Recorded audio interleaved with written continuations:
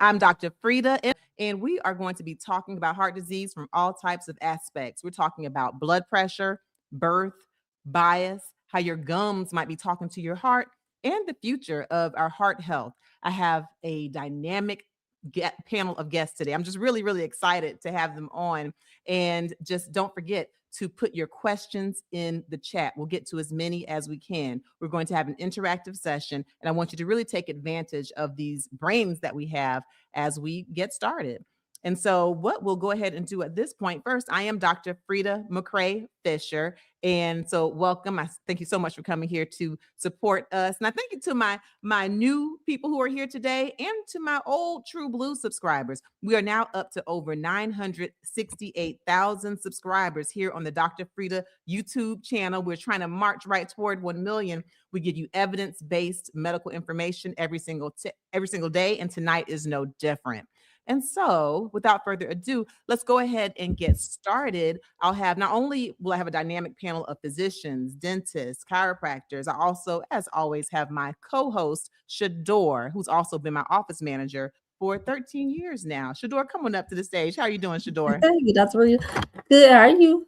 Doing well, doing well. So we will go ahead and we will talk to our panelists. And I first want to start off with a little bit of a quiz. You know, I always love to ask questions. So Yes. we'll start off with our rapid fire high blood pressure quiz. Okay. We know that heart disease is the #1 cause of death in the United States. One person has a heart attack every 40 seconds. Okay. And it is absolutely the #1 cause of death. In high blood pressure, I am a board certified kidney and high blood pressure doctor, is a leading cause of heart disease, of strokes. And so tonight, that's really what we're going to be unpacking. And so you can ask us questions, but we're going to ask you questions as well. And so as we get ready to dive on in, I'm going to start with a few rapid fire questions for you. I want you to put the number of the question that we're asking, and then simply put T or F for true or false. Okay. So question number 1. All right. Shador, if you'll read that for me. A reading of 140/90 is considered normal blood pressure. So put a number 1 and then put T for true, F for false.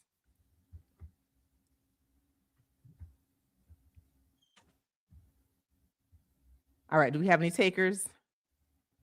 That's it. That's Frita. All right.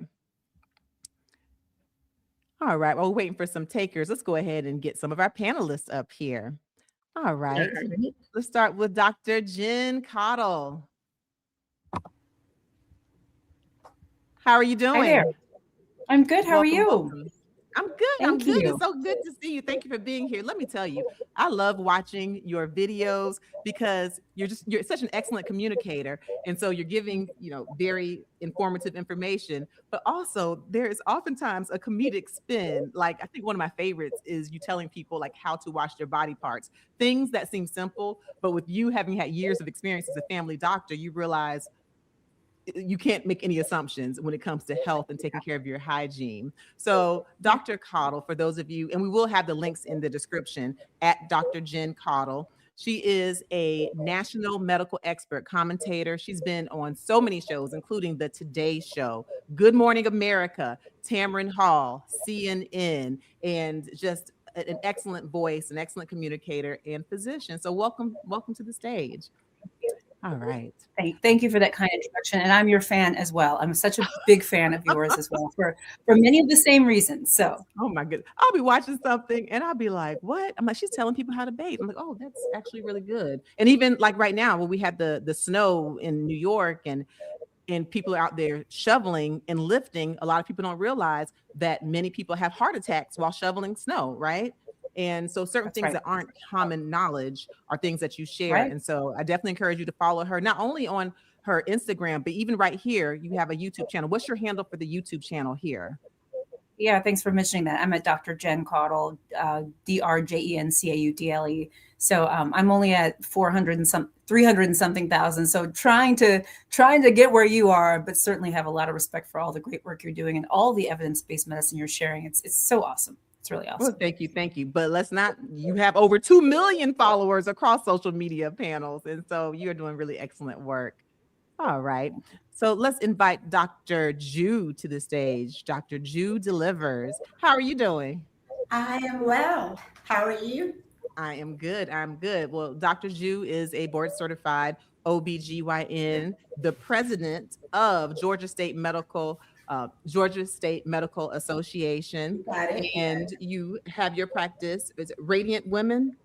Radiant Women's Health, Okay. Metro Atlanta. Yes. Wonderful, wonderful. And your handle is at Dr. Ju, Ju delivers. Okay.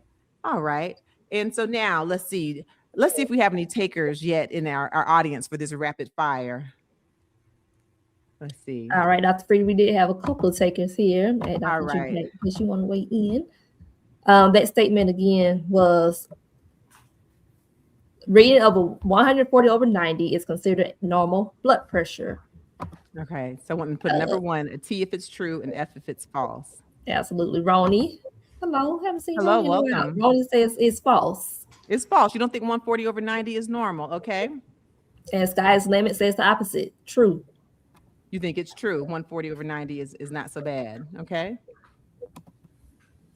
And what say you? All right.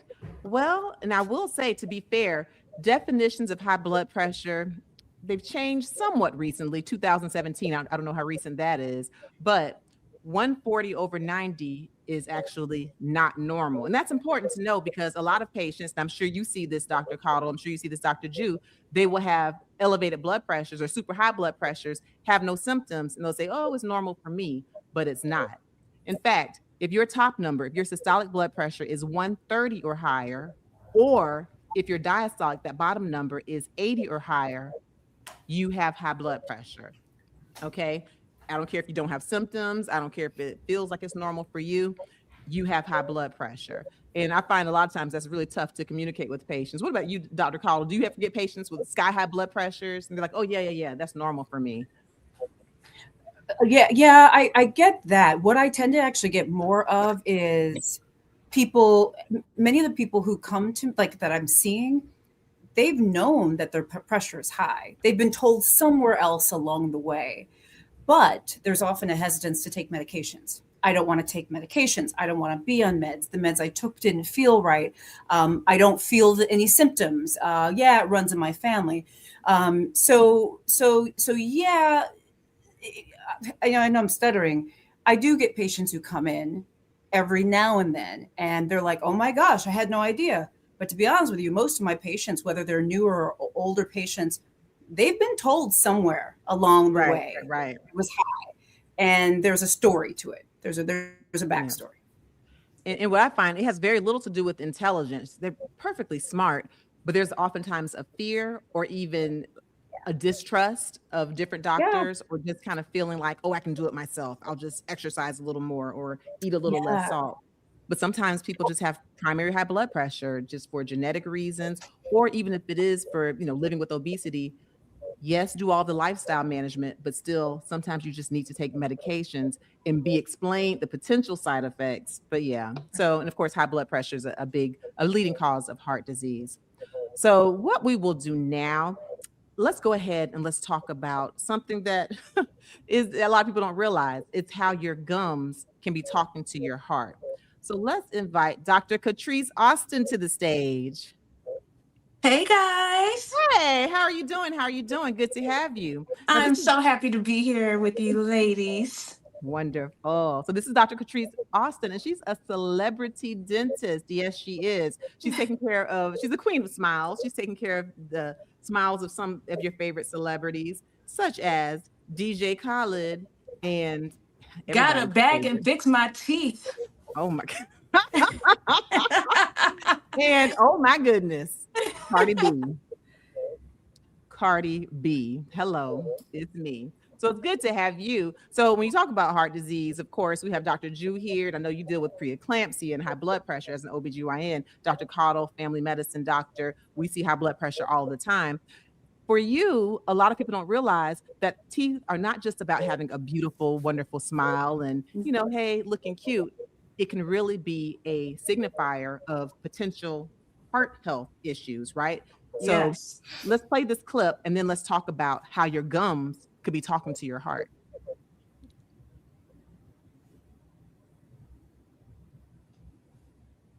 gum disease and untreated cavities have a much higher risk for heart disease and strokes. That's according to new research. Let's get more on that study with health reporter Stephanie Small. Everybody needs to know about this. This is more evidence that regular brushing and flossing isn't just good for your teeth. It can also potentially save your life.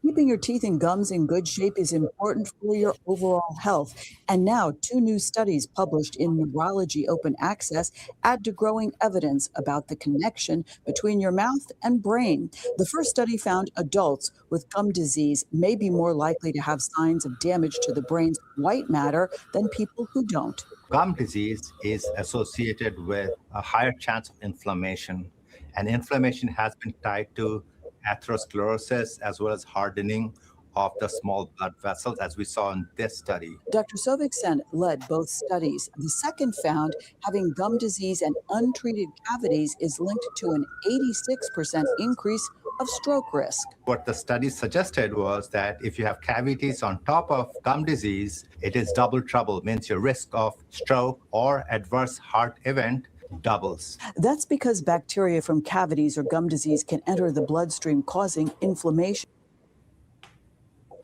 All right. Yeah, So, doctor, serious. so please let people know, what exactly is gum disease? We hear about it and we see the commercials of gingivitis, but how do you know if you have gum disease versus, everything's just fine?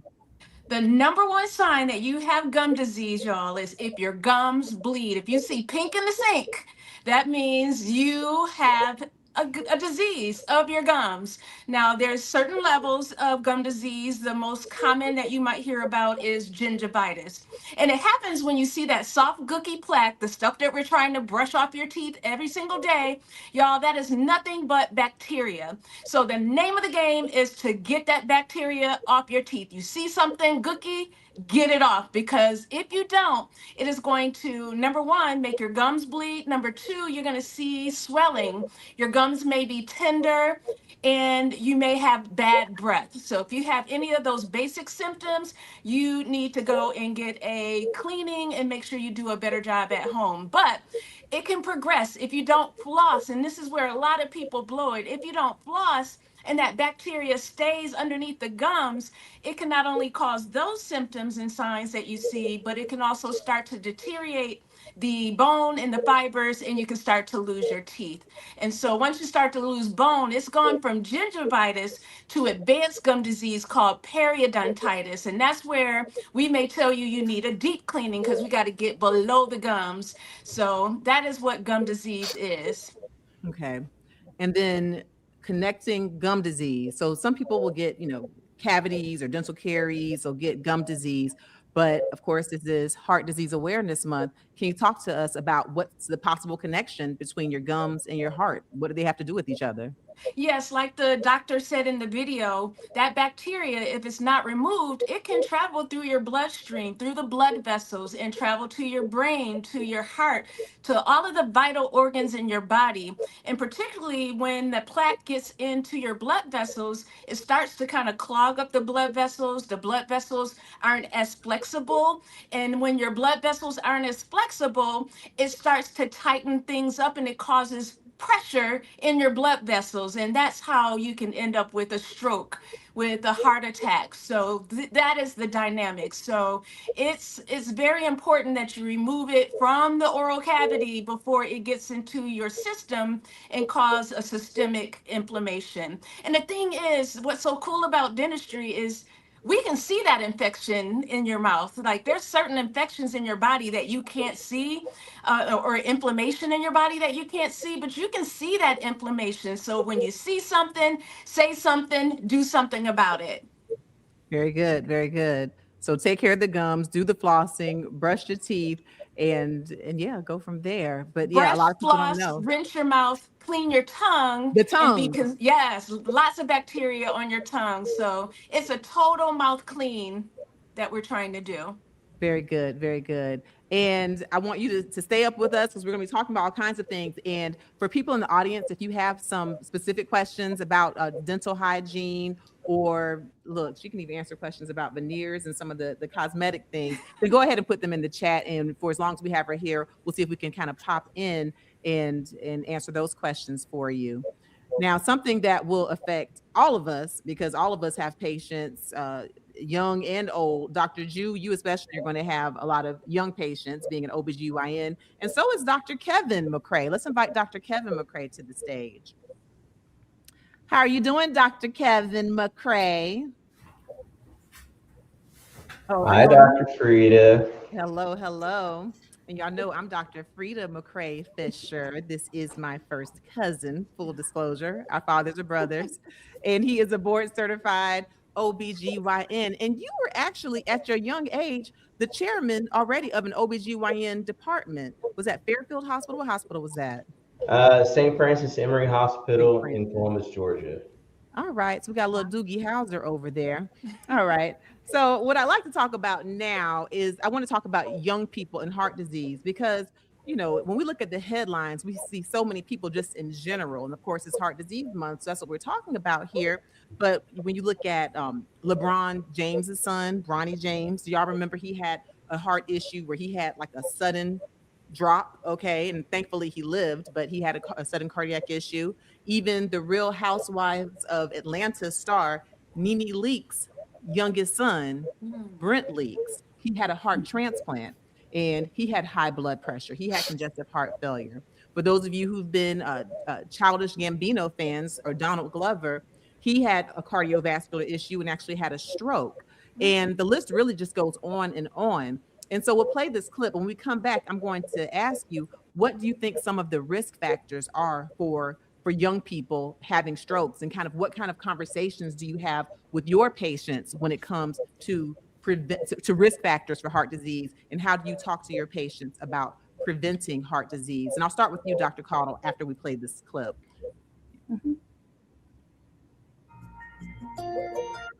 Heart disease is something many people fear as they get older, but experts say there's a concerning uptick in heart disease in younger adults, with the potential for cardiovascular disease to double in that group over the next 30 years. Yeah, those are really scary numbers. So unhealthy body weight, worse sleep, poor diet that contribute to the development of disease. Some risk factors are genetic, says Dr. Eric Brandt, Director of Preventive Cardiology at U of M Health. Others are influenced by our lifestyle and everyday behaviors, and those risks are rising. For example, we're seeing that about 30% of young adults right now have high blood pressure. We're expecting that to increase to about 40% by the year 2050. 40% of young adults have unhealthy body weights. We're expecting that to increase to about 60% of young adults. Brandt says younger adults may not get regular checkups, which can lead to early problems going unnoticed and causing damage over time. As these risk factors accumulate over your lifespan, that's where the risk really increases. So if we're able to have better cholesterol that's lower, normal blood pressures across an entire lifespan, that greatly decreases the risk. And catching problems sooner can prevent damage. It's more beneficial to do these things earlier rather than later. We get much more bang for our buck by starting in our 30s than if we wait until we're in our 50s. Yep. I know that a lot of people, and I'm sure you see this, Dr. Caudle, Dr. Ju, Dr. All right.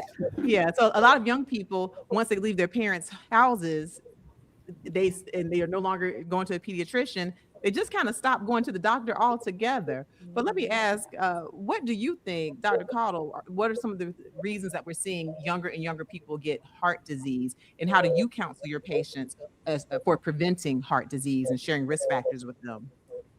So I definitely agree with many of the things, all the things actually that were said in the video before. I am seeing heart disease, diabetes, high cholesterol, high blood pressure, often in people in their 20s. And we are seeing a change, obesity rates, and not to just sort of recant what was said, but it's to let the audience know, I agree with this, as I think all of us would. We're seeing higher rates of obesity. We're seeing, if we look at the diet that we're all eating and ultra processed foods, I'm really glad that there's a lot of attention being paid to ultra processed foods now, because it's a problem. When we talk about ultra processed foods, for those listening, we're talking about things that I call it snap, crackle, and pop. You know, anything in a package, a crinkly package, or something you can eat quickly. The Hot Pockets I love to eat, all that stuff that tastes really good, that's really craveable. You look at the package, you may not even be able to understand the ingredients. That's the ultra processed stuff, that fast sugary, salty foods. That's not it though, right?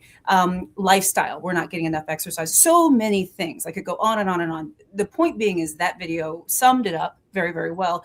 And what I would also say, Dr. Frita, to your point, you actually said this about when young adults, they get off their parents' insurance, or they sort of in that middle age, they come out of college, or maybe they're working a job, their early 20s. Yeah. There often is a gap that I see. So oftentimes in the 20s, I don't have a lot of patients between say 20 to 28, 29. And when I get a patient 28, 20 to 29, I'm like, oh my gosh, I'm so glad you're here. This is great when they come for their preventative checks, because there's a gap. Now, I'm not here to blame our communities, because oftentimes I see issues with health insurance, right? You may be covered up to 26, but then you get off the parents' insurance, depending on your financial situation. If you have a job that can cover insurance, I mean, the list goes on as to reasons why young people may not be coming in.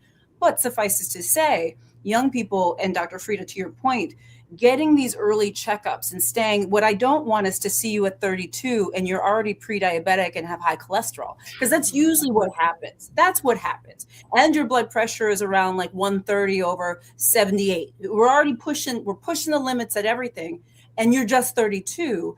And I didn't have the chance to counsel you when you were 29, 28, 27, 26, etc. So that was a whole long, that was a bucket list that I just sort of threw out there, but you know. But can I just that share, on, Dr. Jill? Dr. Frita, exactly what she just said. Like the speaker on the news clip was talking more about those things that are maybe not that are non-modifiable. But we know that most of these risks, as Dr. Jen is sharing, are modifiable. We have modifiable. You can change it, right? That's what I love about what we try to do, right, with our patients, is to show them, hey, this is what the labs are showing. You're getting close, like pre-diabetic range of hemoglobin A1C. You get close, but you can dial that back. You can change. I'm not telling you not to enjoy your whole life, but you may not want to just stop by and get fast food every day. Like when I was growing up, we did not go to fast food. It was rare. It was a treat to get McDonald's. It was so rare. And now my kids, I had to say, but babe, no.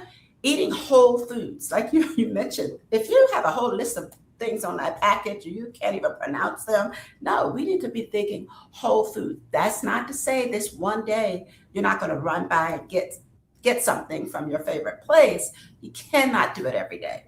Absolutely. One of the things I jump in, if you don't? Oh, I'm sorry. I just wanted to add something, and then Dr. Austin, I'll let you go. Dr. Ju, thank you for your words, and just to sort of piggyback off of that, you know, I wanted to sort of give a message to our community and so many others. You know, in this day and age where we as a community, and just as everyone's looking for solutions, and people want to do things naturally, and I love that. I think all of us here loves the idea of healing things naturally if we could, right? Sometimes doctors get a bad rap that we only want to give meds, that we only want to sort of intervene with technology, et cetera. And I don't want to speak for the rest of you, but the truth is, I would much rather do it a natural way. And one thing I have to remind my patients of is when we talk about natural, you know, I think sometimes my patients, they think that I don't talk about natural remedies because I'm not giving them a supplement. Actually, natural is not giving you another pill. It's actually talking about the natural things we can do, eating healthy. It's exercising, minimizing stress, getting enough sleep, cooking, as Dr. Ju said, whole foods. You want to talk about natural, that's as natural as we get. And so when we talk, and that's my opinion, but when we talk about natural ways to fix it, that's also why seeing you earlier gives us another chance. We're always talking about natural remedies. I know this, okay? But the problem, though, is if we see it too late, we're probably going to have to talk about natural remedies and a medication because we're at that spot. So hopefully, I just want people to understand. And let me stop. Is that my time to stop? I'll stop talking. Yes. No.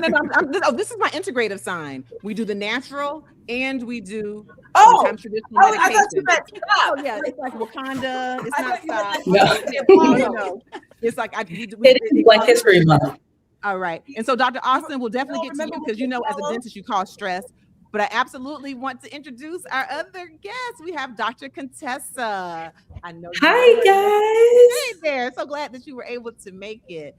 Dr. Look, Contessa is one of the I just have stars. Oh, go ahead. wait. No, wait. Before you don't have to do all that because we are all everybody on this podcast is a star, and I just am very happy to be a part of this. I just wanted to jump in on something that Dr. Jen just said. Oh yeah. Dr. Frita, you guys were all talking about all this, being plant-based and, preventive medicine, which is my world, but also about living this whole plant-based lifestyle medicine journey. People don't understand that's 100% of the time when they say, oh, I don't want to take medicine. I want to do it the natural way. I'm talking about just one meal. I'm not talking about just only having oatmeal for breakfast. We're talking about only exclusively eating plant-based. We're talking about never doing anything processed. We're literally talking about only drinking water all the time. And so people think they can kind of piecemeal that occasionally or 20% or the 50% or 75% of the time. No. We're talking about being a purist. And people don't want to do that. Basically like being a live vegan if you want to really truly reverse all the damage that's been done. So that level of commitment, if you're willing to do that, then let's see what happens there. So absolutely. I just wanted to jump in with Dr. Jen on that because we are 100% with you, but people are not willing to take the plunge of changing everything they've ever done, never touching Chick-fil-A, never eating anything that's processed or anything that came from an animal, never. They're not willing to do that. So anyway. Just wanted to throw that in there. Medications. So Dr. Austin and Dr. Contessa, I still have to let the folks know. So Dr. Contessa is a triple board certified physician. She's been a flight surgeon. And yes, she is a star of Married to Medicine. But this is what I really want to say. You, I know, have also been the chair of American Diabetes Association. And we did a health fair together. And let me tell you what stood out in that health fair for me, Dr. Contessa. I was there. I had my daughter who's now, in college at FAMU. And I know, we were there doing the Lord's work and serving the people in the underserved community, giving them all types of health information. And there were cameras there, for Married to Medicine. But what I noticed about you, Dr. Contessa, is that even when the cameras were off, even when there was no scene, you walked around and you gave those good people in that underserved community so much attention. And when I would look at you or my daughter would look, it seemed like whoever you were talking to was the most important person in the world. And I just want to say that I noticed that about you, and you were warm to my daughter. When people are warm to your kids, you don't love them. So I just want to say that that's so genuine, so sincere, and I just really appreciate you and have such respect for you, Dr. Contessa. So now I got it out anyway. Dr. Austin, we are gonna get to you, but we have Dr. Ken McCrae. Do we not? We're here. Hello. How are you doing? So this is Thank Dr. you so Ken much. McCrae. Thank you for coming. He's a chiropractor extraordinaire. Look, I'm just going to do what I want to do. Wellness. He does chiro Pilates. He gives adjustments. And we actually know that adjustments, there are studies to show that they can significantly lower blood pressure, which, is, of course, my field, and of course, high blood pressure is a leading cause of heart disease. But another thing that can cause high blood pressure, stress. Dr. Austin, when people see you, and you're the dentist, they often have stress, and a lot of high blood pressure can be diagnosed in the dentist's office. So I know that you had something that you want to jump in, but I also want to get into stress and ways of managing stress so we can talk a little bit more about natural. But for anyone in the chat, if you're just joining, this is the Dr. Frita channel. We're doing an American Heart Month special. We're talking blood pressure, birth, bias, how your gums are talking to your heart, and the future of our heart health. So please make sure you give us a like, give us a share, let people know that we're here. We have a dynamic panel. We have their information in the description, and they'll be able to tell you how to find them as well. But Dr. Austin, what was it you were trying to get in there, as people go into your dentist chair, your celebrity dentist chair, and they get stressed and have high blood pressure? Yeah, the stress is real. And even I got my teeth done about 4 years ago. I was stressed out, and it really put me in the patient's in their position because the needles, the sounds, it's a whole bunch that stresses them out. So when it comes to choosing a dentist, and that's what's so great about the internet, you can kind of get a sense of the vibe of the doctor. You can get an idea of their environment. If you like the way they speak to patients, if you like the atmosphere? Do they have televisions? Do they have virtual reality glasses? These are things that you want when you're interviewing a dentist, particularly, or any physician. You want to just got to kind of see if you like their vibe. Call up the office and interview them. Ask them, do you have, when it comes to dentistry, do you offer laughing gas? Do you have the pill that I could take an hour before my visit to make me more relaxed? Do you work with an anesthesiologist because I may want to go to sleep altogether? So those are key things that you may want to ask. And my other point was, when it comes to that age gap, college age to 30s, I want people to remember that there are resources when it comes to access to dental care and medical care, like dental schools. If you're already in college, most of the major college campuses are going to have a dental school attached to it. And that's an amazing resource that you can use while you're away at college. You don't have to wait until you go home for a break to get that cleaning or whatever you need. Check out your local dental school for your checkups, your cleanings. They have implant centers. Heck, you can even get your veneers done at the dental school. One of my closest friends got their veneers done for like $2,500. So think about that as a resource for sure. Oh, but And Dr. ju- Austin, how do they know and it's a real certified or licensed veneer specialist? Because in the Atlanta area, we had a little problem. You got RICO charges going on in the ATL, honey. Well, that is something that you definitely want. You can go to your local, board of education, and you can look up licenses. That's one thing I really want to encourage people to do. Look up licenses and make sure that whoever you're seeing is licensed, because I know everyone wants to save money and everybody wants a dazzling smile, but you want to do it the safe way. And you don't know how many phone calls I get undoing the major mistakes of these veneer techs and unlicensed braces, or orthodontists and veneer techs. It costs so much more to correct a mistake than to just save up. We have financing and to do it with a certified licensed dentist. Wonderful, wonderful. just to So piggyback, if I could yes, piggyback on something yes, she just Dr. said, Ken and McCrae. it's to acknowledge the number one killer in the entire world that may not be stated, but it's not debated, is stress. Too much or too little of anything causes stress. And one of the joys that I get every single day going to work is to take stress off of the nervous system. You take stress off the nervous system, you introduce balance, you introduce alignment, not only physical, but mentally and also spiritually. Your entire life has to be balanced. Your entire life has to be aligned. Like, it has to work out that way. You have to be a conscious walker of life and alleviate stress wherever you can. Stress causes cancer, stress causes strokes, stress causes heart disease, stress causes dysfunctional relationships. It continues to spiral down. And the root cause of all of these things that we're talking about is stress. So whatever you can do and whatever you can get to alleviate stress in your life, that's optimal health. Absolutely, absolutely. And there are some different things, be it slow, deep breathing, be it exercise, and we could talk about that. And you know what, and Dr. Contessa, I know that you are definitely a very health fitness guru. I know you do weightlifting. Yes. That's a big part of your life. How do you tell your patients to manage stress, especially as it relates to overall health? Well, it's so interesting that you say that. Where I am actually right now is I work full time in addiction medicine. I don't know if people know that, and so of course, what we know is that people self-medicate, and we think that the best way of dealing with all of our stressors is to maybe go get a glass of wine or take some kind of pill. But one of my biggest drivers right now is really to spread awareness of, especially for adolescents and kids, of how much stuff that you think, you may be taking a Motrin or Tylenol, naproxen or something for cramps. Don't take stuff from people, because what we find is that, of course, we know overdose is a big issue. Kids are taking, I have two kids who are in high school. One's a junior and one's a sophomore, studying for SAT, ACT, about to go to, looking at colleges and stuff. She's doing golf and, thinking that they're going to take something for ADHD or something to increase their focus. And things are laced, with fentanyl. And so, these medications that you're thinking they're taking something and it's absolutely something else.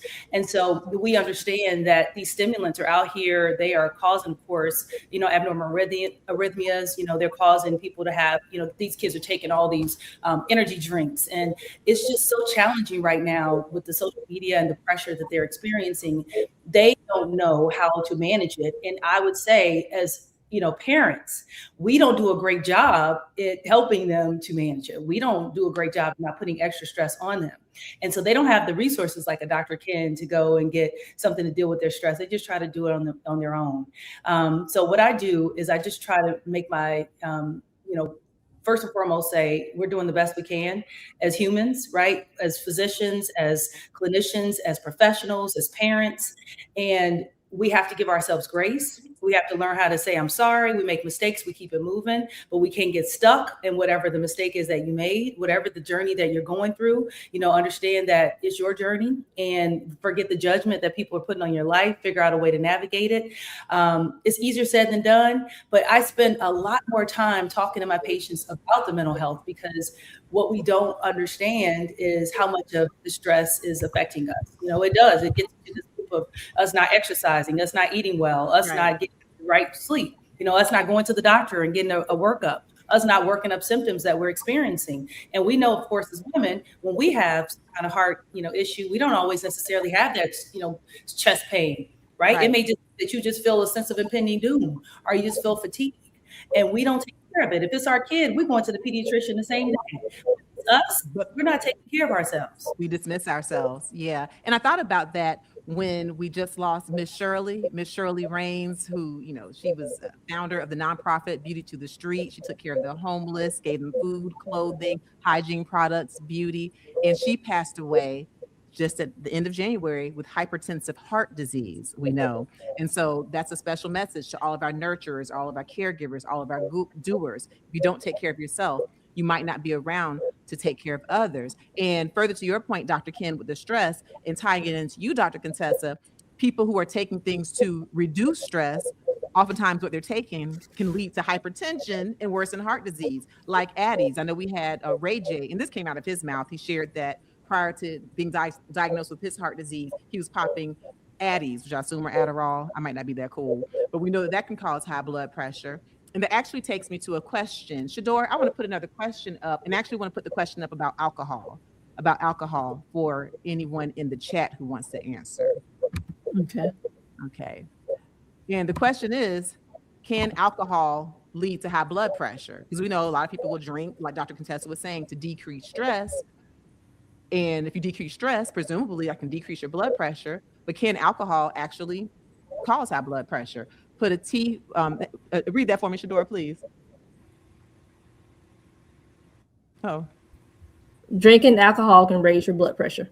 Okay, put a T if that's true, put an F if that's false, and put a number 2 before your answer. That'd be number 4, Dr. Frita. Oh, number 4 up there. Okay, put a number 4. I jumped out of order. Okay, can alcohol increase your blood pressure? T for true, F for false. And Shador, just let me know if anyone pops in with an answer. Yes, we have a couple. Okay. Lacey in the song, it says true. So you think it can, so even though people drink it to relax and chill and get their vibe, you think it can increase your blood pressure? Okay. Daryl says true. Daryl, you think it can? Okay.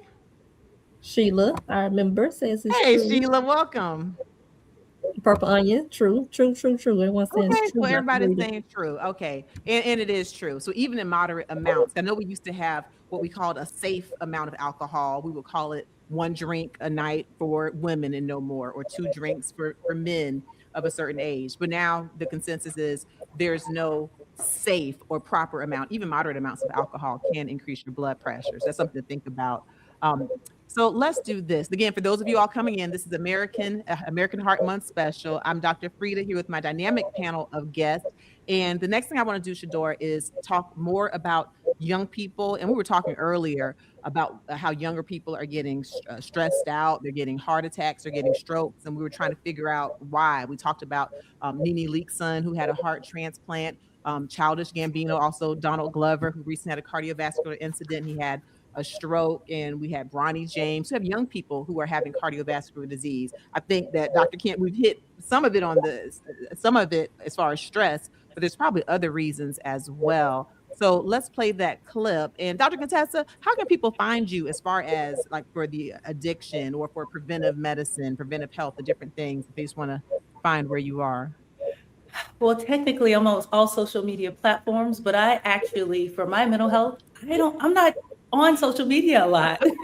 I should post more, I should do more, but I find that it really does overwhelm me. And so I minimize my access to social media. You know, people always say I get my news from TikTok and social media, YouTube, but I don't. I get my news from like the news. I subscribe to different news platforms. I try to minimize my access to social media, but I am doing a better job. I come on Dr. Frita's podcast. That's what I do. So that's how you find me.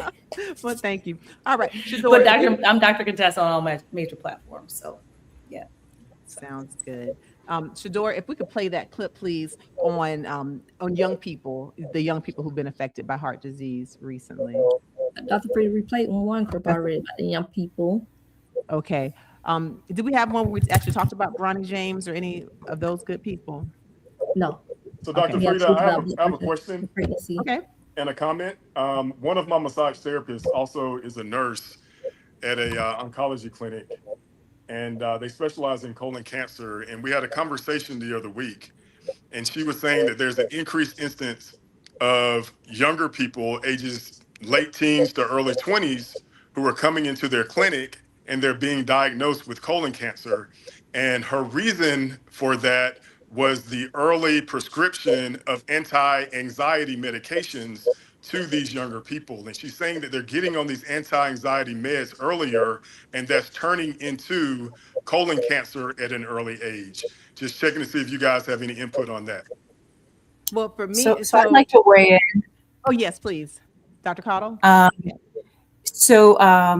Hi there. And Dr. Ken, I have not heard that. I have not heard that it's anti-anxiety medications that contribute to colon cancer. If there is any data that anyone's aware of, please let me know. What I understand that we do know. First of all, we don't have all the answers about why we're seeing an increase in colon cancer. We do know, if I remember the stat correctly, what is it? In America, is it the stat is like something about 50-year-olds, like the number of colon cancer deaths in 50. If somebody can pull that up, that'd be great. I don't want to miss less than 50. Yeah. Yes, thank you very much. It's it's the number one cause of cancer deaths in people 50 years of age and younger, I believe, in the United States is colon cancer. So the answer is yes, we are seeing an increase. Please, and if somebody's looking at that quote and I got it wrong, please correct me. But what we know, we are still searching and evaluating why this is, but what we are leaning to is things like ultra processed foods as being a potential cause. We also think that things like obesity is a cause. If I remember correctly, inactivity, also the foods that we eat. We have long known that things like processed meats, for example, can contribute to colon cancer risk. Things like bacon and ham and salami and cold cuts and stuff like that. Also alcohol. There are a few others. I do, and Dr. Ken, not to speak against you at all, I do want to be very, very careful about the spread of misinformation. I'm not the authority on colon cancer by any means. So if there's some data I am not aware of about anti-anxiety medications, please let me know. But that is not something I am familiar with at all as being a legitimate reason that we've seen as to the rise of colon cancer. So that's which was the reason for my question, and the reason for my asking was to get a different different perspective on that than from her, who works at the oncology clinic, and the information she got from the doctor who runs that clinic. So there's just increased instances of stress in younger people and how they are managing and how they're dealing and the effects that it's having on their body, along with improper diets and inactivity and all the other things that you stated. Right. Medicating early, just trying to understand how that works with systems and with people in their lives. Right. So to date, and piggybacking off of you, Dr. Cottle, no randomized controlled trials or no definitive medical data to support what she's saying. And of course, we know science is ever changing, ever evolving, but what has been established, tried and true as risk factors are the obesity, living with obesity, diabetes, ultra processed foods, a lot of diets high in red meats, sometimes chronic constipation, and certainly some genetic predisposition can lead you to having colon cancer, like inflammatory bowel disease, ulcerative colitis, Crohn's disease, and even things like Lynch syndrome, familial adenomatous polyposis. There's a whole, a huge array of things where we actually have the science. Science is ever evolving, but I agree, I have not seen any science, and I definitely I stay up on the articles as far as specifically. And we also have to be careful because we know, and we just lost an actor, from Revenge of the Nerds. He had a diagnosis that he was open about. The suicide. He lost, we lost him to suicide. And I guess if I can just throw something out there too. I know I have to leave very soon, and Dr. Ken, I really appreciate, and Dr. Contessa when she was speaking, the emphasis on stress and just stress management. I really appreciate that because Lord knows I'm stressed to the hilt, and I think we all are, and I absolutely know we all are in this world. I guess what I want to say is maybe additive to that, right? It's sort of an and I also want people to understand that sometimes there are many things we can control. Don't get me wrong. There are a lot of things we can control. We can often control what we eat, often can control how we live, often, stress. But one of the hardest things sometimes I have to talk to my patients about is they'll say, well, why did this happen to me? Yeah. Why did I get this? And Dr. Ju, I think maybe I'm looking at you because, like, in cases of, say, ovarian cancer or some of these cancers that, my God, just glioblastoma. Some of these things that just, the worst, one of the worst. My point being is, what I also want, what I have to remind my patients of, and what I think is important to say, is that we are not always in control of things that happen to us. And as much as we would like to think that if only I did this, and this, I will be fine, that is false.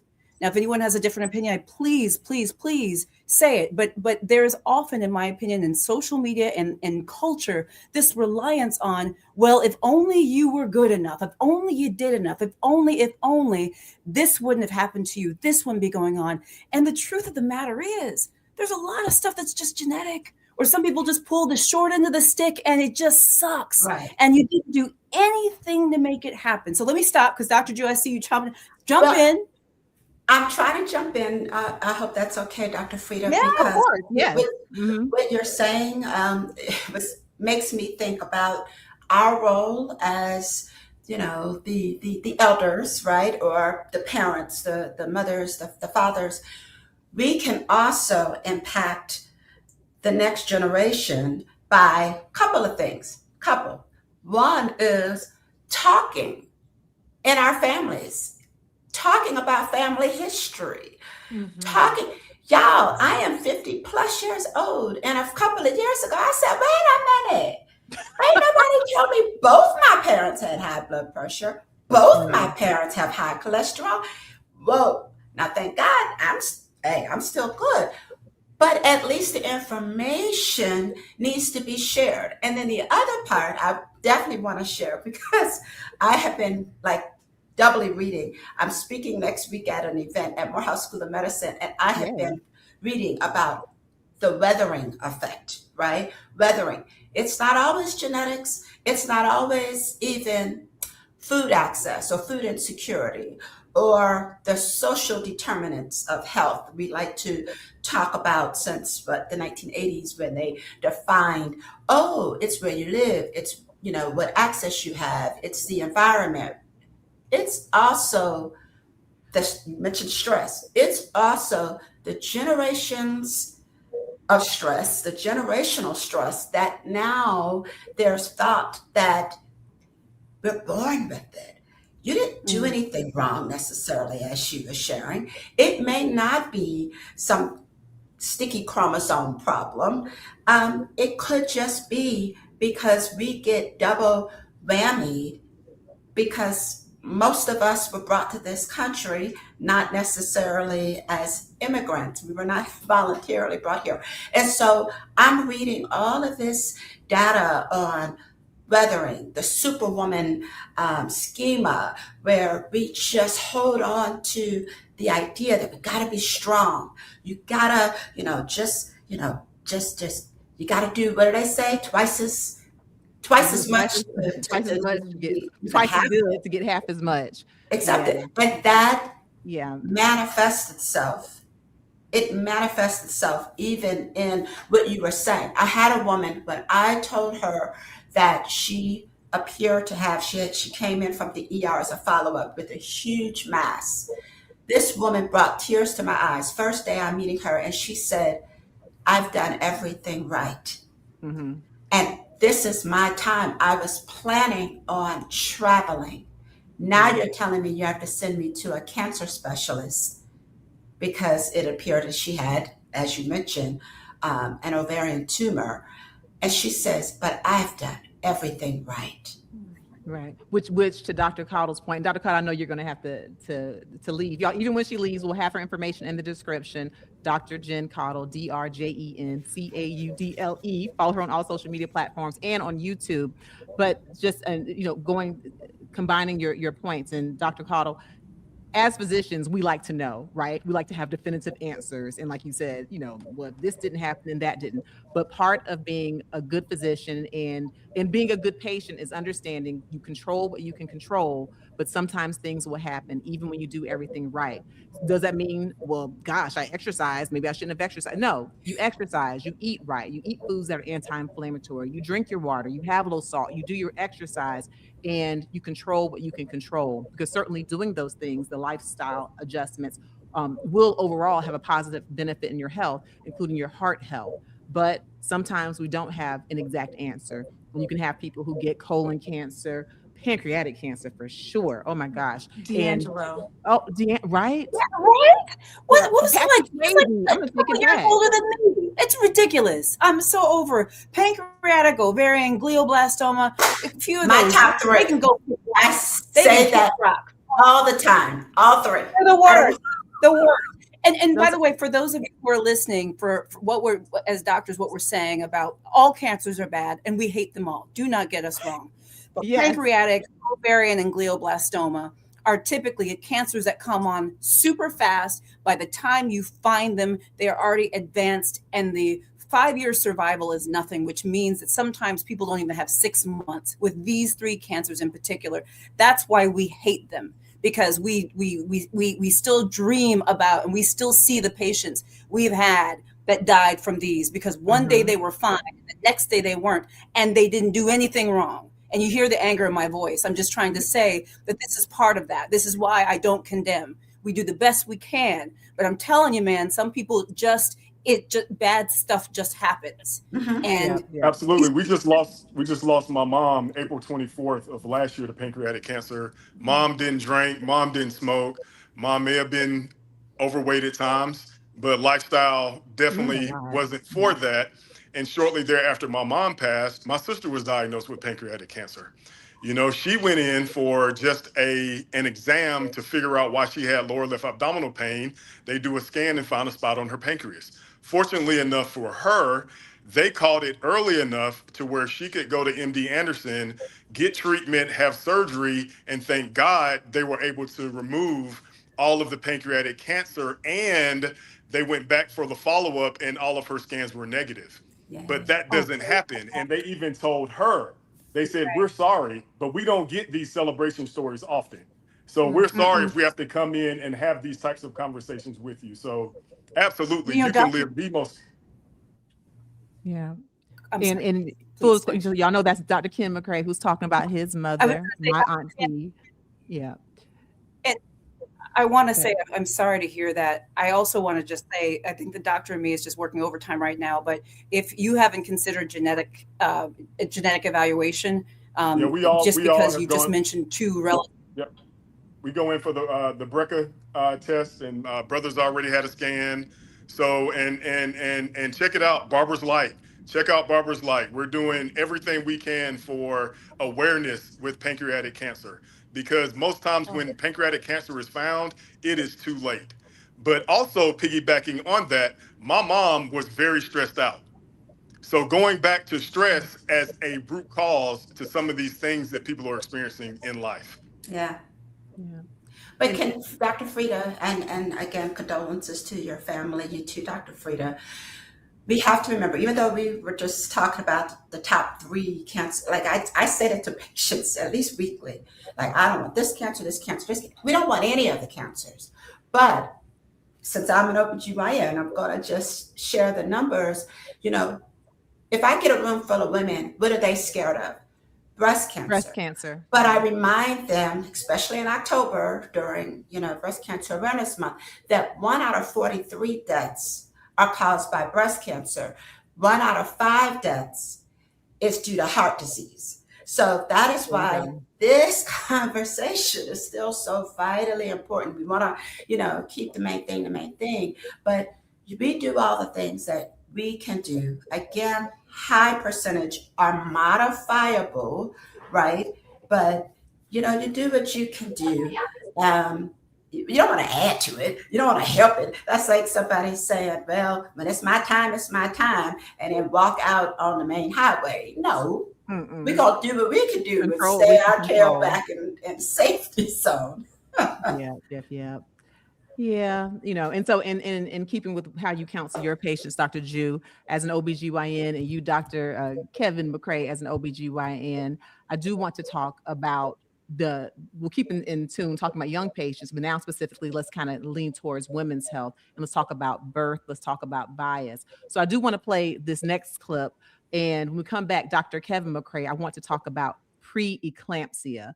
That's a word that many women have heard, especially if you've ever been pregnant. And Dr. Kevin, I'm going to have you to elaborate on what preeclampsia is after this clip.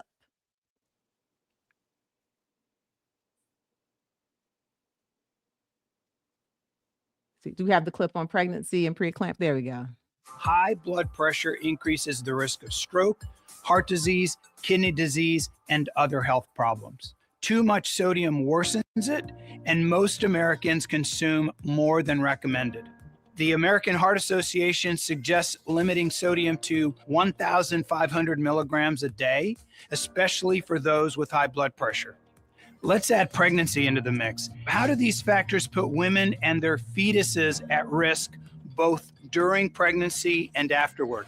So having high blood pressure of pregnancy, which there are several different conditions that this is termed. So preeclampsia is a very famous condition that is a hypertensive pregnancy. You can also be diagnosed with chronic hypertension of pregnancy, which is a woman who has high blood pressure prior to pregnancy that keeps on during the pregnancy. Gestational hypertension, which is a new onset or pregnancy-induced high blood pressure, and superimposed preeclampsia, where a patient has high blood pressure prior to the pregnancy and then goes on to develop preeclampsia. All right. So, Dr. Kevin, so as we talk about high blood pressure, and of course, one of the risk factors is older age, but of course, we know that young people can get high blood pressure. Very specifically, being pregnant can be a risk factor for high blood pressure. So can you talk to people about exactly what preeclampsia is and kind of how you counsel and manage your patients who develop it? Yeah, definitely. Thanks again for having me, Dr. Frita. That video was pretty informative, short and informative, but it listed a bunch of the terms that we use every day. So we'll start with preeclampsia, the thing that people will hear about most. A lot of people in the old school days, my father's era, called it PIH, pregnancy-induced hypertension. So you have pregnancy, you have hypertension brought about by the pregnancy, and you also have a condition called proteinuria, where you're giving off proteins in your urine. The belief is that it's caused by abnormal placentation, basically the placenta that provides all the nutrients to baby. There's something abnormal with that, and that causes this whole condition, okay? We go into the criteria or the definitions based off when you're diagnosed. Preeclampsia, we typically diagnose that after 20 weeks of pregnancy. If you have hypertension before 20 weeks, we call that chronic hypertension. Most likely you had that prior to pregnancy. And then with the whole gestational hypertension, after 20 weeks, a new onset of a higher blood pressure, starting with like 130s over 90s on multiple occasions, we'll call that gestational hypertension. And then when we go to the term you saw, superimposed preeclampsia, is when you already have chronic hypertension or gestational hypertension, and then you develop the preeclampsia on top of that. That's when we call it superimposed. So those are all the definitions. And it all depends on when you develop it, what the treatment's going to be. Of course, you want to control your blood pressure, but when you get towards the end of pregnancy, the cure is delivery. Not just delivery of the baby, but delivery of the placenta. They always talk about delivery of the placenta. That's going to cure it. All right. So you want to control the pressure. And when those pressures get out of control, that leads into the term eclampsia. And what that is, seizure formation. And then that could be lethal to not only mom, but to baby. So our ultimate goal is having to prevent eclampsia. And so that's where all these terms come about. One other thing that's newer with probably came about in the last like 8 to 10 years is low dose aspirin. So pretty much everyone is at risk of developing preeclampsia, to be honest with you. They typically tell us the extremes. The extremes are teenagers, over 35. We call those advanced maternal age. But if you look, you see people having babies in their 40s all the time. So don't think that is, wrong with having a baby then. But those are, our extremes for putting people higher at risk. Also, people of color, people with multiple pregnancies, people with chronic hypertension, all of those people are at risk for developing preeclampsia. So this aspirin has found through the literature, if you start by 12, well, we want people to start around 12 weeks, but if you start by at least 28 weeks, it can lower your chances of developing this preeclampsia by up to 25%, which is major for us that, look at numbers. Okay. Thank you. And Dr. Kevin, a lot of the times, for me as a kidney doctor and high blood pressure doctor, once you all make that diagnosis of preeclampsia, that's when I come in, and knowing that the absolute cure for my issue in it, the high blood pressure or protein in the urine, is delivering of the placenta and the baby. Our goal together is to see just how long, we can hold on and keep these mothers with normal blood pressure, minimized protein in the urine, to avoid having an early baby. But yeah, just kind of bringing the point that we're talking about heart disease, we're talking about high blood pressure, and we think about for people of older ages, but definitely for you, Dr. Kevin, for you, Dr. Ju, you're seeing young people with it as well. All right. And I also see a high incidence of gingivitis and advanced gum disease during that hormonal period as well. So once again, the plaque control during that time is really, really key. Yeah. And Dr. Austin, let me ask you this. So I mentioned earlier how you'll have young people, and because of stress, we know that when people are stressed, they get a release of stress hormones like cortisol. When cortisol goes up, it can cause your blood vessels to tighten, which can cause you to have high blood pressure. Yes. And so even people who don't necessarily have chronic high blood pressure, they might be in your chair and have pressures that are too high for you to feel safe to during the procedure, whatever dental procedure. So a couple of things I want to ask you. One, kind of how do you tend to counsel those patients? Like, you just say, hey, go to your primary care doctor, breathe in, breathe out, let's repeat it. And then also, when we talk about young people, I don't want to badmouth young people, but a lot of times without life experience and wisdom, they don't fully understand. And have you ever had to take care of someone who's gotten veneers or dental treatments from someone who perhaps was not licensed, and now the young people have gum disease and they're not fully understanding? And do you have like a different way that you talk to young folks, as far as warning them?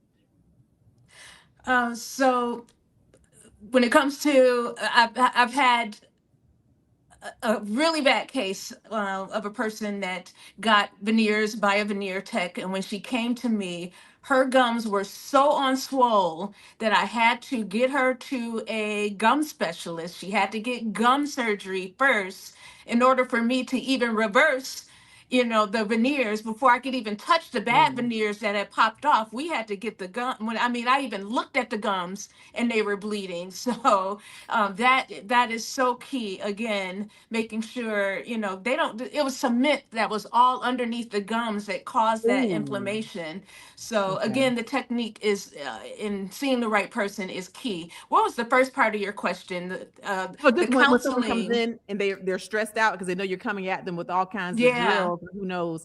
Do you have people who say, "Oh my gosh, my pressure's never been this high before"? I'm just kind of Yeah. curious as how do you counsel them when that pressure is high and when you're the one as a dentist diagnosing perhaps a systemic illness like high blood pressure, which can lead to heart disease. Well, let's just start with not all dentists are taking the blood pressure before they start treatment. So that's right Ooh. there. If your doctor is not taking your blood pressure before you start treatment, then that's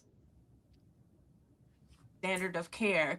So we're able to catch that. Like I saw yesterday, I was in the office and somebody's pressure was up and his legs were crossed. And it was like, oh my God, I forgot my legs were crossed. Once he uncrossed his legs, it was like, you know, the pressure came down. So it could be just the little things that could raise the blood pressure in a dental setting. So it's very, very key, once again, who you choose, and that care is comprehensive. It's not just teeth, it's not just a cleaning, it's the total care of the body. And that's what seeing the right dentist and dental team will do for you. So yes, I do have to counsel them on the stress. In my environment, you know, we're dancing, we're watching videos, we're doing all the things. Like but you know, when you come to me, because when you watch me on Instagram, you know it's not just going to be a boring, scary process. We're going to have fun.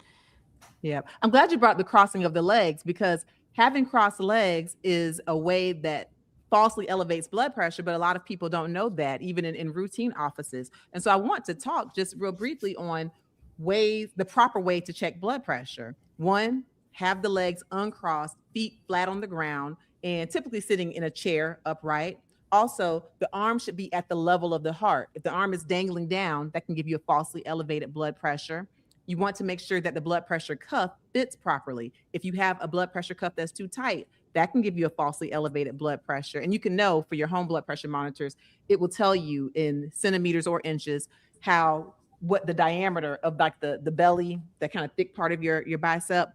It'll tell you once you measure that around what it should be to be within range. Also, you want an empty bladder. Having a full bladder can give you a falsely elevated blood pressure as well. And you want to kind of not be hustling and bustling, but you want to stop and you want to relax. I have a question based on those recommendations for blood pressure. How do you feel about these wrist blood pressure monitors?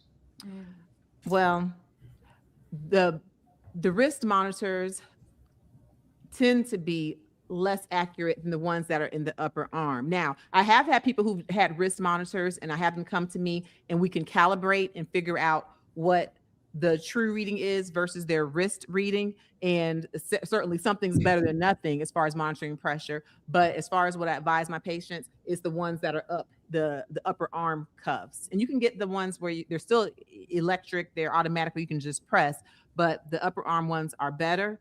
But if you have a wrist cuff, I recommend going to your doctor, even going to the fire station to find out how your wrist cuff correlates with the one that's been calibrated properly.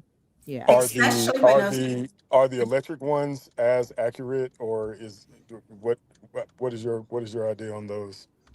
Well, when you have a skilled clinician, like a skilled nurse or physician who's taking it with the old-fashioned sphygmomanometer, pumping it up, then that's going to be very accurate. However, for what we have for the home ones, especially the upper arm, when it's the right size and you press the button, I do get pretty good blood pressures. So they are accurate enough to use and to be able to monitor specifically the range of blood pressure. Yeah. I think the key point is calibrating. I asked a loaded question because I absolutely do not like wrist cuffs because I feel like they're a lot of times inaccurate and a lot of people do not get them calibrated. So I think the key word is getting any one of them calibrated. And you can go to your local fire station. That's a service they offer. I just wanted to quickly speak to those patients who come in and say, oh, it's just white coat hypertension, right? My doctor told me I just have white coat hypertension.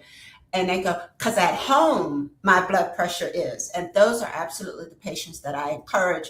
Well, next time you either come here or go to see your primary care physician, bring whatever your monitor is, bring it. And let's test it. Let's have a competition. Let us see if we are off, how off the readings may be. So we can really determine if it's exactly that white coat hypertension or not. Good. And Dr. Contessa, were you going to say? Yeah. Yeah, I was going to say, one of the opportunities that I find is really educating patients of the why. Why do we check your blood pressure? Why do we care? Right? So I know you want it to be normal. I know you don't want it to be abnormal, but the reason we're trying to detect this is because having elevated high blood pressure and that whole stroke level crap, I'm so glad we're done with that. But having sustained high blood pressure causes damage. It causes end organ damage. And so we want to detect that so we can prevent those poor outcomes. And so it's not that I'm trying to be right or that you want to be right. We just want to have the information because we don't have any investment in this situation other than to do the best thing that we can for you, which is to provide the best care possible. Do no harm. And us not knowing that or us not taking care of you is going to lead to harm. And so, I try to explain to them the why. And sometimes that can help them to get past the whole, it's okay at home. Well, maybe if it's not, then the stakes are kind of high. Right? Absolutely. Because if you do have sustained high blood pressure, then we know, we just don't want to, as I know for my family, it's so many people who've been on dialysis, and who, I remember just growing up, the time I'd come home from college, all my time with my grandmother was spent at the dialysis clinic. And and of course now as a person who's almost 50, I think about my mom had me actually at 18 and my sister at 15. And so my grandmother was in her 50s at this time. And, of course now, us being professional people probably waited a lot longer to have our kids.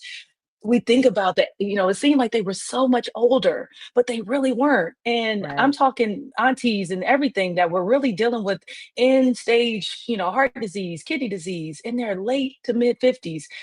I don't want it. And I don't want you to have that experience either, because my grandmother's quality of life went down tremendously after she had, renal failure, and then of course had a stroke and lost her ability to speak other than to say maybe one or two different words. And it's just something that we just don't want for you. So absolutely. And Dr. Contessa, we know that diabetes is the #1 cause of kidney failure, being on dialysis. High blood pressure is the #2 cause, and high blood pressure is a leading cause of strokes.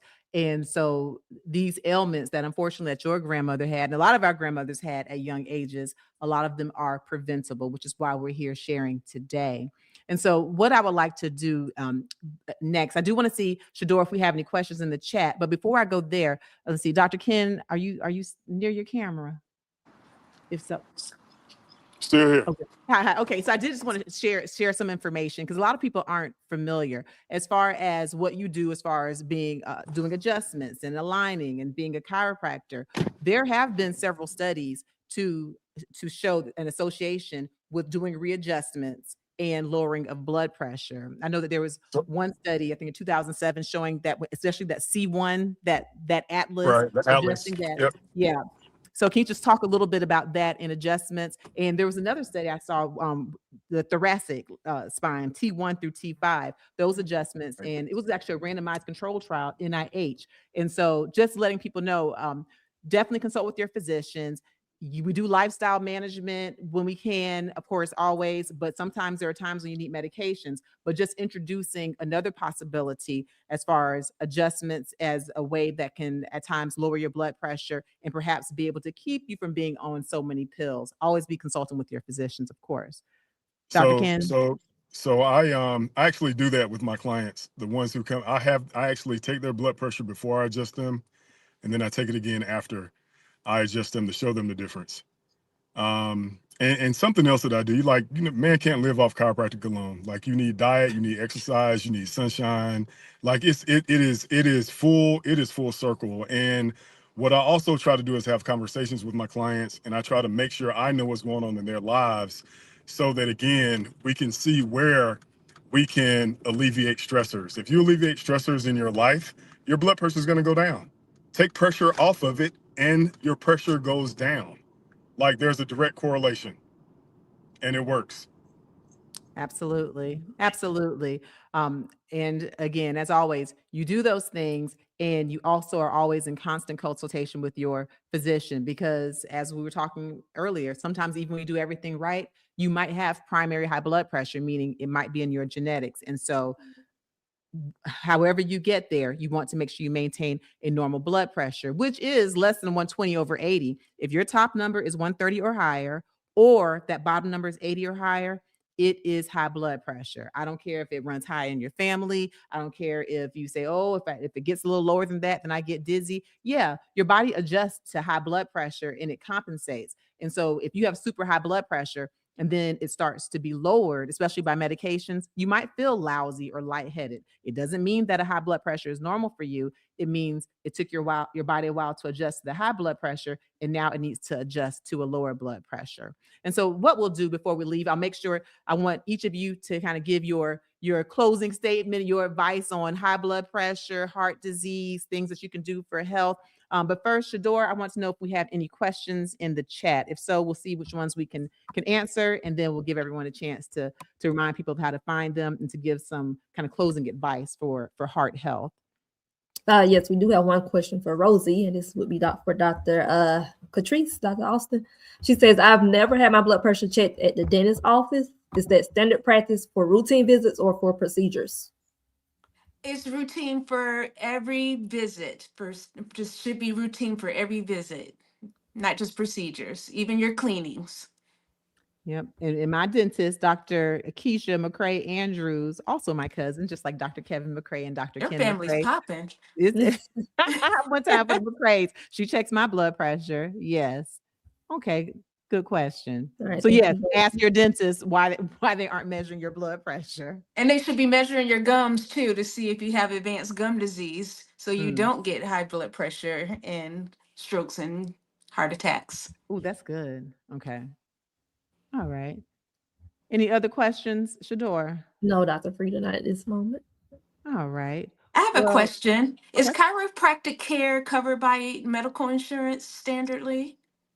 So it is. It is absolutely covered. Check your benefits, but most group plans cover chiropractic. I'm also a Medicare provider, so there are options for people to get chiropractic care and it be covered by their insurance. Awesome. That's a good question. Good question. All right. So if they don't have any more questions for us, Shador, let's just ask the chat a couple more questions. What was our question number 2? If you could put that up, or unless they do have more questions for us. Not yet. So we'll move on to our true or false statement number 2. You can always feel when your blood pressure is high. Put a T if that's true. Put an F if that's false. You can always feel if your blood pressure is high. I know from experience, Dr. Frita, we have some people who say they know when it's high. That's when they'll take their medicine. Mm-hmm. They know when it's low, so they don't take anything. They say that, and they're in a kidney doctor's office. Mm-hmm. How's that working out for them? All right. Miss Andrea. Hey, Miss Andrea. Hey, welcome. Hi, Miss Andrea. She says false. Absolutely, it's false. You can't always tell. You know, you can have, and we've had patients, Shador, blood pressure is 200/110, feeling fine. Why? Because the body is such a kind thing that it will adjust. But in doing that, you're not only damaging your heart vessels, your kidney vessels, your brain vessels, and you sit there with no symptoms. So you can't just go by feeling for blood pressure. You have to measure it and know your numbers. All right. All right. Well, this has been a wonderful conversation for American Heart Month. We've talked about blood pressure, birth, bias, how your gums can be talking to your heart, and really just the future of heart health in the United States. We know, again, that heart disease is the #1 cause of death. We know that high blood pressure is a leading cause of having heart disease. We've talked about stress. Being stressed can also cause it. We've talked about birth as far as having preeclampsia. And yes, young people can have high blood pressure. Young people can have heart disease. We talked about LeBron James's son, Bronny James. We talked about Nene Leakes' son who had a heart transplant, Brent Leakes. Heck, we've even had Jamie Foxx. We've had Childish Gabino, Donnie Glover. The list goes on and on. There's no just one particular age. And one thing for young people who are getting strokes, I want to mention as far as a cardiovascular issue, they can have a hole in their heart. Okay. And that can, 1 out of every 4 adults has a PFO, patent foramina valley, which can lead to a stroke. So it's always be consulting with your doctor and learning about these things. All right. So as we head out, Dr. Frita, close out. Yeah, I want to ask our panelists, including you, a few questions. All right. So I will start with what's one habit people can start tomorrow?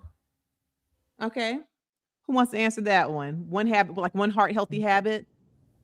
Yes. I'm going to throw in taste your food before you pick up the salt shaker and start shaking. You ain't even taste the thing yet. And you just go grabbing stuff. That's good. That's good. Flossing, it is truly where most people blow it. And if you don't like the traditional string floss, get the flossers on a stick. You can get a pack for like $2. And if you really don't like string floss, then get a water flosser. It's like a car wash for your smile. And that will get underneath your gums and rinse some of that bacteria from underneath the gums and save your smile and save your overall health. I was going to say heart health definitely starts in the kitchen, just like your abs start in the kitchen. So making sure you're eating mostly plants. Mediterranean diet is amazing. It's really, believe it or not, when you eat processed foods, you know, whatever, if it lives on the shelf, then it's going to live in your arteries indefinitely. So try your best to do that in 150 minutes of aerobic exercise every single week. So, and I'm talking about if you can have a conversation, then you're probably not moving fast enough. So get the heart rate up. That's good. Dr. Kevin, Dr. Ken. Uh-oh. Oh, Dr. Ken, we can't hear you well. Yeah, the audio's not good right now. My phone is probably, I might be in a bad area. Okay, Dr. Frita, Dr. Ken, you want to pop off the stage and pop back? So because we didn't hear you well. Let's see. Yeah, you may be in the Bay Area. Dr. Kevin or Dr. Frita? Okay. Mine is know your numbers.